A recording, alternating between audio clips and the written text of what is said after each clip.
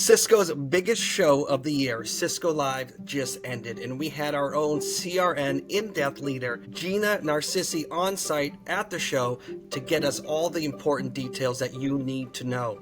How's it going, Gina? It's going great, Mark. Busy week. One of the biggest topics at Cisco Live was agentic AI, also known as AI agents. Gina, what does that mean for a company like Cisco, the agentic AI era?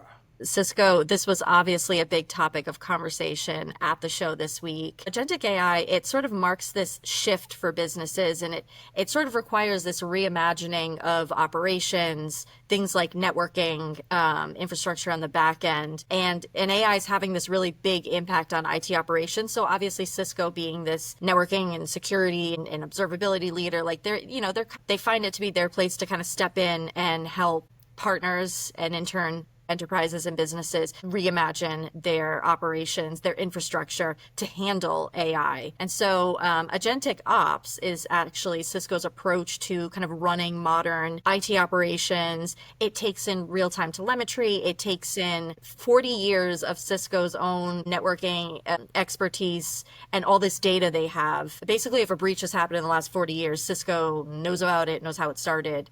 And so it's pulling in all of that data, automation, and it's turning these into intelligent actions that a person, there always has to be a human in the loop, they were saying this week, can sort of take action on. They introduced a new product called AI Canvas. They showed a demo live on stage. It was really cool. It's this generative AI interface. It's this dashboard that pulls in all these different areas. It can pull in Thousand Eyes. It can pull in information from Meraki access points. And it lets, the networking team, the security team, the development team, it lets all these different teams collaborate, work together, reduce IT strain, do more with less, we keep hearing about. So that was the big topic on stage this week at the show.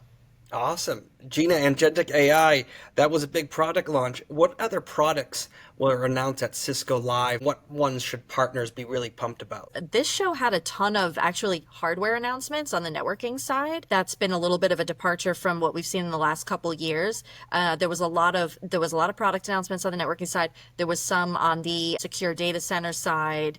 So we're starting to see this trend for anyone, I think, who thought, oh, Cisco's been really focused on security. Do they care so much about the networking portfolio? They came out and showed that these two actually really do go together, networking and security. A big topic of conversation at the show was infrastructure constraints and how that's holding back businesses in the AI era.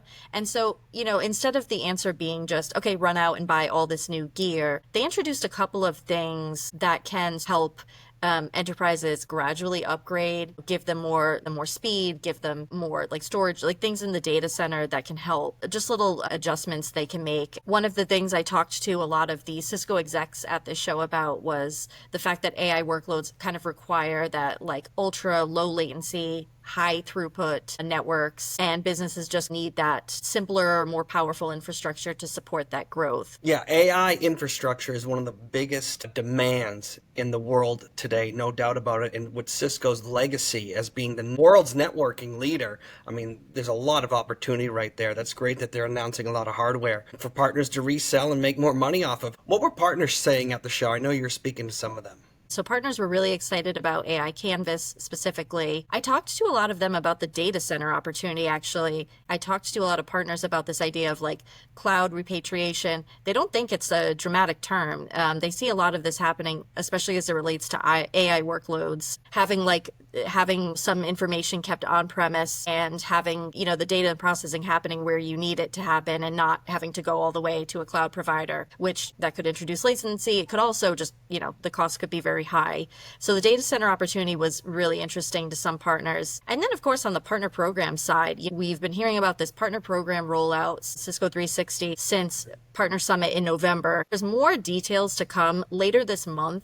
Cisco is going to be introducing some new kind of metrics and more details into how partners are actually going to, get paid, and more details around like rebates and things like that. They're really eager for those details. This partner program is a 30-year-old program. This is the biggest revamp in their history. I spoke to Rodney, the channel chief, and he assured that they're listening to partners. They've made some tweaks along the way. This is why they introduced it as early as they did, so they could kind of get that partner feedback and work on that. So partners are super eager to hear, just aside from the products, more details on this partner program. Well, thanks, Gina, for all your information and reporting. Partners love it. Make sure to follow CRN.com for all Cisco partner updates and Cisco news from our own Gina Narcisi. Thanks, Gina. Thank you, Mark.